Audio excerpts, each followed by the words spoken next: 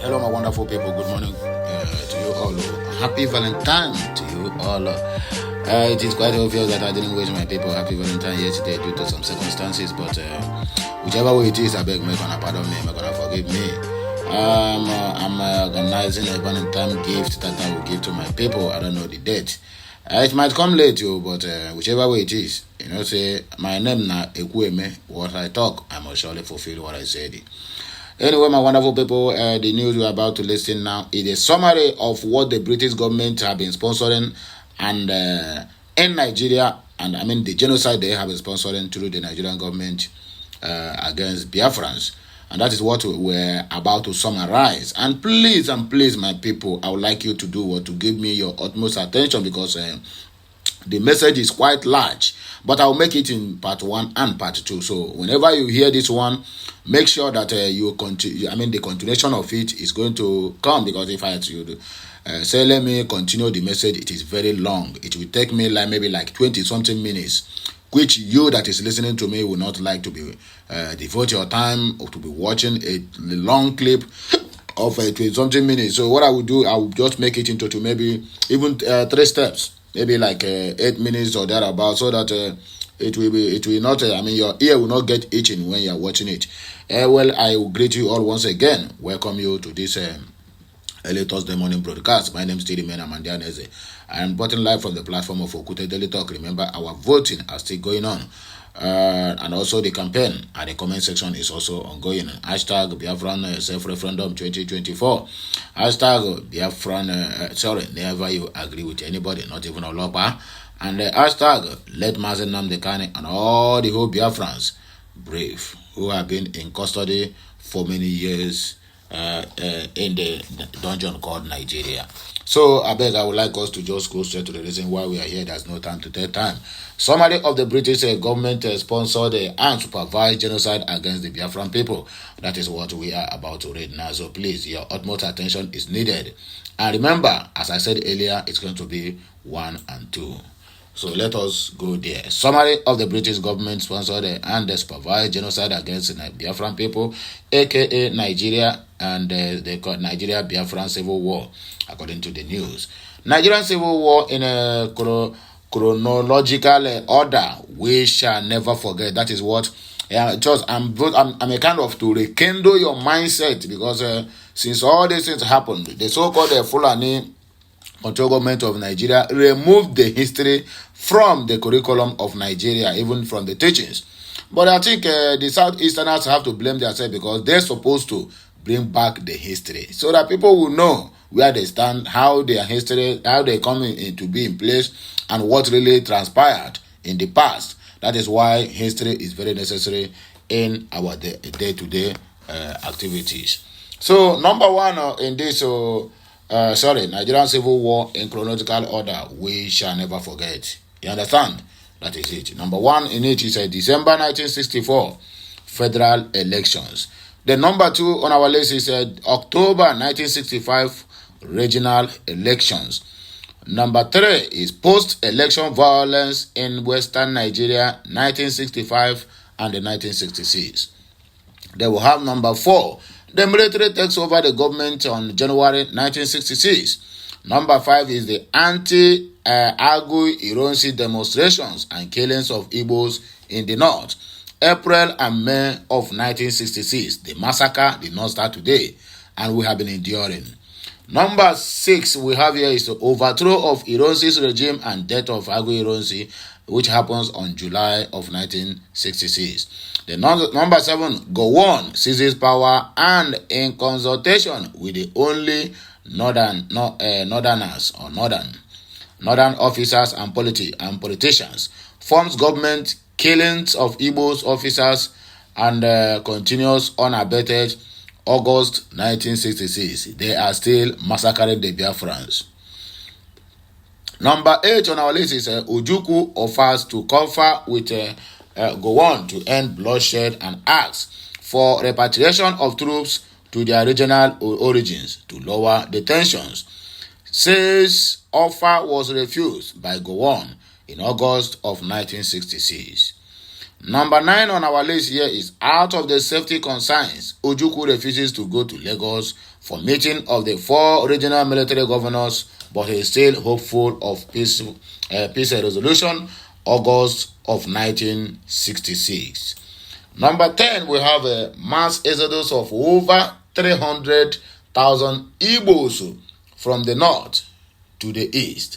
Over 300,000 Igbos massacred from the north to the east, resulting from the flare-up of many riots and Igbo killings, August 1966.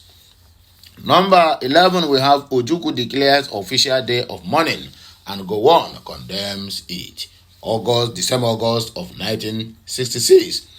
Number 12, we have Gowon issues decree restoring the federal system of abolishing the unitary government, August 1966. Number 3, regional representatives convene a conference to determine ground for unity. Gowon opens conference which offer of four forms of government, August 1966. All these things is happening in 1966. Then number 14, over 2,000 Igbos are massacred in Kano on September. Remember, over 2,000 Igbos / Biafrans are massacred in Kano on September 29, 1966 by a combination of Hausa mobs and troops of the 5th Battalion in Kano. Further, Igbo exodus. Now they hear me, right? We have number 15 here. A DC-4 carrying weapons to eastern Nigeria crashes in Cameroon, and Henry A. Wharton, a German-American, is arrested, October of 1966. Number 16, we have Gowon suspends the Constitutional Conference, November of 1966. Number 17, Eastern region faced with resettlement of refugees, December of 1966. The killings and the massacring of Igbo did not start today. Number 17, Eastern region faced the resettlement of refugees. Sorry, I've read that before. Number 18, we have a Gowon and 4 military governors confer in Aburi, Ghana. Optimism expressed about the future, January of 1967. Number 19, we have Nigerian confirmed the death of Aguiyi. Flags fly at half-mast, January of 1967. Number 20, we have Eastern region accuses federal government of failure to implement the Aburi Accord and warns that the country is on the brink of political disintegration. It happens on March of 1967. Then number 21, we have Ojukwu warns that the East will secede if invaded or blockaded. Both sides mobilized civilians on May of 1967. Make does the listing. Number 22, Awolowo announces that West and Lagos will secede if the East goes. May of 1967. Number 23, political situation deteriorates due to non-implementation of Aburi Accord. Ojukwu expresses pessimism at a negotiated settlement. May of 1967. That was when the UK tell Gowon not to agree on what they agreed, and on the meeting they had in Aburi Accord, Ghana.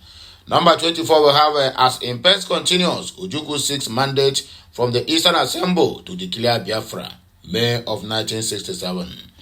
Number 25, Gowon divides Nigeria into 12 states and Biafra is declared, May of 1967.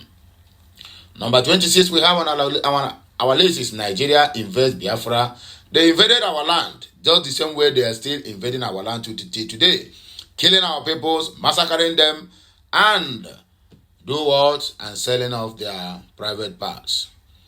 We have number 27, the Mid-Eastern operation and the Biafran's military setbacks, losses of Nsukka and Enugu, the saboteur phenomenon, August of 1967. Number 28, Wole Soyinka is arrested and detained. Biafra loses the Midwest. August 1967. Number 28A. 2 disastrous attempts by Nigerian troops to take over Onitsha from Asaba.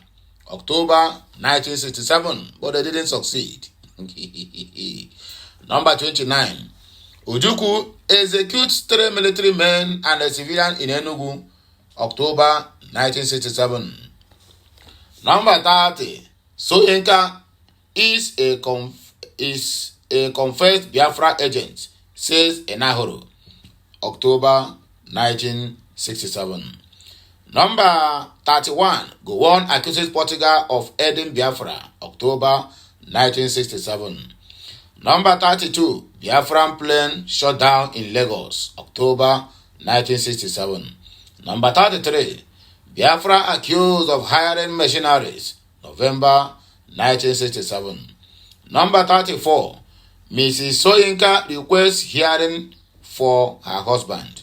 November 1967. Number 35. Soyinka denies alleged confession. November 1967. Number 36. OAU mission visits Nigeria. November 1967. Number 37. Ghanaian General Ankara named OAU emissary to Biafra. November 1967. Number 38. Nigeria suddenly changes currency notes. December 1967 to 1968. Number 39. Nigeria frees 2 jailed Americans. January 1968. Number 40. Gowon under pressure to end war. January of 1968. My wonderful people, we can go on and on and on and on and on. You get the point now, eh? So now here me I go take a bad break. Make on digest this one. I'm coming back again with the second version, either part 2 or part 3 of this our very summary of what British have done to the people of the Southeast.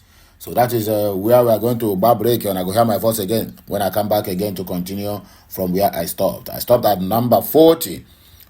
All these things are histories that have been eluded or excluded from our curriculum. Have a nice day. I'll be right back. Share, like, comment, and make sure you subscribe. Okay, Messiano.